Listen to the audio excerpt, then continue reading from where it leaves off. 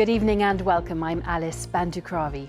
In just 7 days, the ultra-low emission zone will be expanded to cover all London boroughs.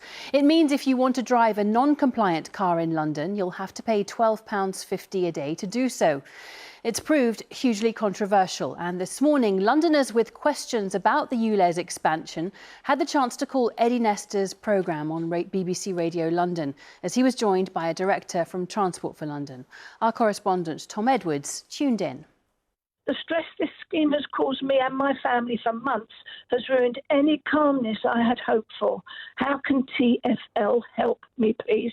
Questions and answers this morning on BBC Radio London about the ultra-low emission zone. What concerns me is there's a lot of elderly people with mobility problems.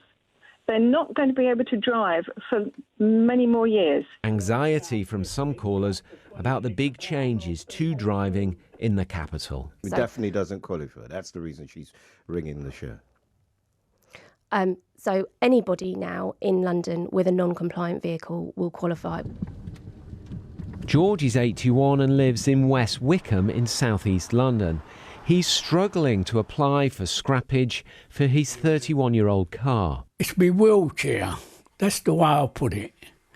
You know, even though they say when I phone up for an ambulance, they say, do I drive? I do, but I don't drive far. To see it go, I could cry.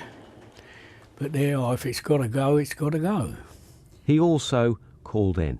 I phoned up the number I got for London Transport, and they sent me a letter, which I don't really understand. If I'm honest, Christina, this is exactly the type of person who many thought would fall between the cracks. It may be that you qualify for an exemption or a grace period, depending on what your circumstances are.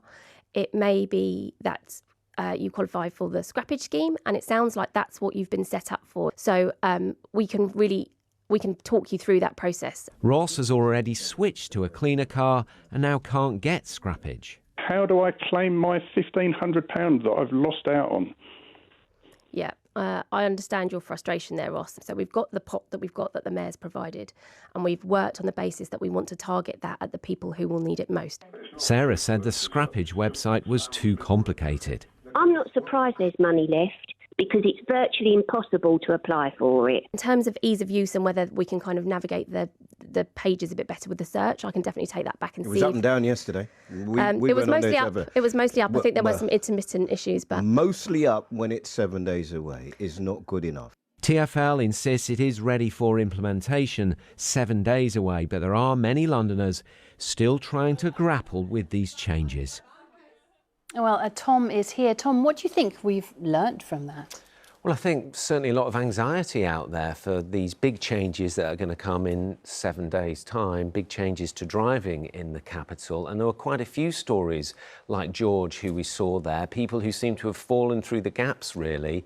This scheme is much easier to access if you can use the internet, if you've got an iPhone, that kind of things, and not everyone has, like George. Again, TfL said the best thing to do if you are struggling to get onto their website is call their helpline. I've got the number here for you. The number's 0343 222 2222, 0343 222 2222. So worth giving them a ring if you can't get on the website. And what advice would you give to anybody who's watching this and feeling anxious about the change coming ahead? Well, there was one bit of practical advice, and that is around something called auto pay. So if you have a non-compliant vehicle and you drive in London, you can set this up, this auto pay, for free. Now, it used to cost £10. It's a little bit tricky to find. Here it is on the screens now. It'll automatically pay your £12 a day charge come out of your bank account, so you won't then end up with this